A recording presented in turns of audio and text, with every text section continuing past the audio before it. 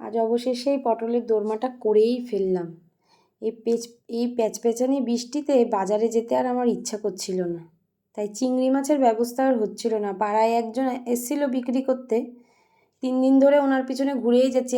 40 টাকা শয়ের কমে উনি আর আমাকে চিংড়ি মাছ দেবেন না। অবশেষে আজকে জিজ্ঞাসা করলাম যে দাদা কত করে চিংড়ি? বলে 40 টাকা। আমার মেয়ে বলছে আজ তাহলে আর আমার মায়ের আর এই চিংড়ি মাছ খাওয়া হবে না। যাই হোক, কী মনে করে দেখি আজকে 30 টাকা শয়ে দিয়েছে। 300 গ্রাম নিয়ে নিলাম, তারপর করলাম আজকে এই পটলের দোরমাটা। আমার মেয়ে তো বলছে তুমি পটল আলু দিয়ে তরকারি করে ফেলো না মা, শুধু শুধু এই পটলের এইসব করছো কেন? তাহলে পটল কি সবটাই খেতে হবে? পটল আলুর তরকারি করলে চিংড়ি মাছ দিয়ে, তাও তো আমি আলু দিয়ে চিংড়ি মাছ দিয়ে খেতে পারবো। ভাবুন তাহলে ওর অবস্থাটা কি। আমি বলছি না, এটা দিয়েই খেতে হবে। খেয়েছে কিন্তু ভাত, তাও কি বলুন তো, মশলাগুলো খেয়েছে, চিংড়ি মাছটা খেয়েছে, পটলের খোসা কিন্তু এই পটলগুলো খাইনি, ওগুলো আমাকেই খেতে হয়েছে। যাই হোক, কেমন লাগলো ভিডিওটা জানাবেন।